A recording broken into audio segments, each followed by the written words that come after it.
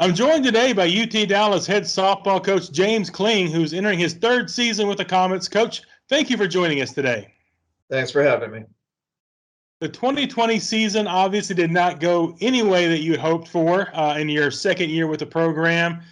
Got off to a rough start, and then the season was just shut down in March, and you really didn't get a chance to evaluate much of your team. Let's talk about going into 2021 now.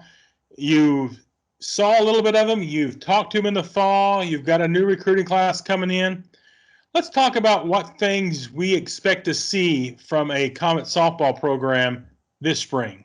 This fall again was still a little bit crazy with COVID. We were able to get out on the practice field for almost the 4 weeks that we had chosen to do. The fall was good to get out there, especially after having the season canceled, in March of last year. So it was good to see them. It was good to get out on the field with them, with the numbers that we had, and get to know the incoming freshmen as well as we could. And we've got a couple of transfers in there as well. So we're looking forward to the spring. We think we've got a good group of girls coming in. We've got some experience coming back. And with that, again, I look for improvement. Whenever a team is under 500, even for the shortened season, you always look for improvements, and you want to better your team with the recruits that you have coming in. And I think that we've done that.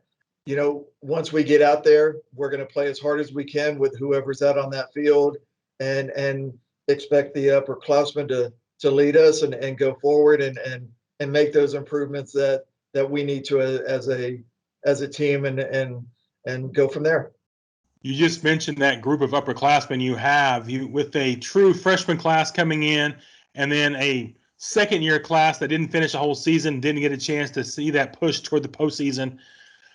What are you going to call upon your upperclassmen? What are you asking of them to push the younger classes to their most potential? I'm looking for the upperclassmen really to take charge. A season was taken away from them last year with COVID, and they can't take anything for granted. And I think I've heard that all across every sport, that again, you go into a fall and you go into a spring and you play your games and see how you do. So hopefully the upperclassmen are saying is that we've got to work hard. We've got a very good conference out there in softball, and everybody's going to compete every weekend, and you can't take any team for granted. So we've got to go work hard, and it starts at the top with the upperclassmen. They've been through it. They know my mentality over the last 2 years, and hopefully they're instilling that outside of when we as coaches have them. And again, just go out and play hard. I want to single out a couple young players that really showed what they're capable of in a very limited sample size back in 2020. Let's start with second-year player now, Ashley Ambrosi, hit nearly 450 in her short season as a true freshman last year. Talk about what you see from her going forward. Yeah, Ashley had a great freshman season, and she's going to improve. She's got a great attitude.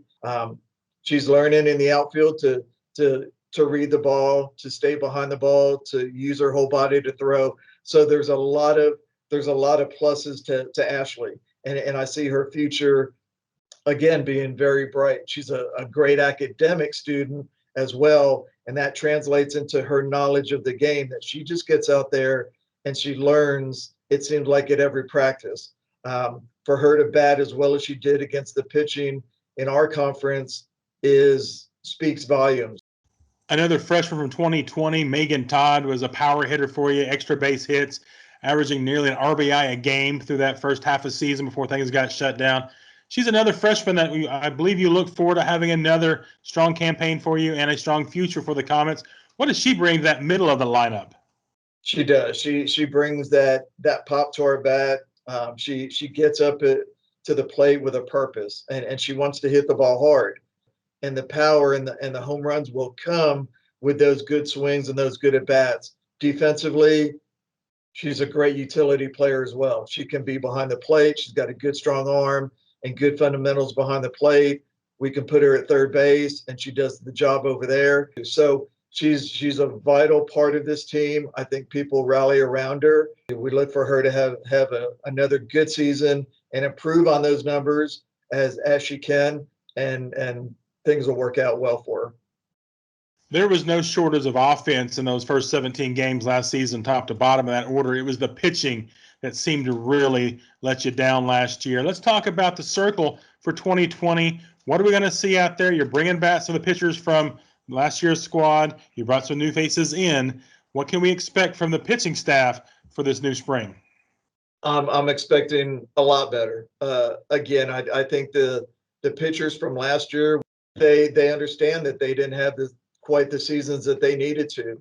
I think the experience of those two, and then you add actually we've got 3 freshmen, 1 coming back, and then a transfer. That's just any coach is going to admit to you and say to you in our game, just like in baseball, it starts in the circle around the mound. And we've got to improve. When we're scoring, I think almost 5 runs a game or a little over 5 runs a game, but we're still under 500 as a team.